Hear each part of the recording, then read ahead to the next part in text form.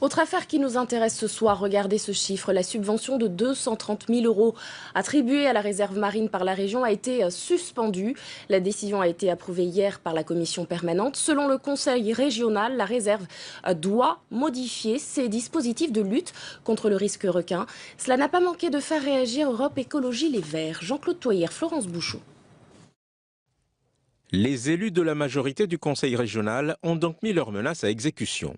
Ils privent la réserve marine de 230 000 € de contribution financière, soit 30% de son budget qui s'élève à environ 1 million par an. Le conseil régional frappe ainsi au porte-monnaie de l'institution pour l'obliger à changer de politique en matière de lutte contre les requins. Ce que nous disons, c'est que la réserve qui a été conçue en 2007 ne peut pas être celle de 2017. Entre-temps, il y a eu la crise requin.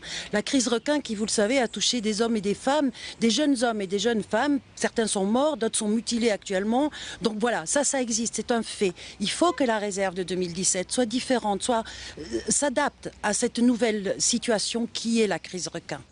Pour le conseil régional, il y a un lien incontestable de cause à effet entre l'existence de la réserve et la recrudescence des requins.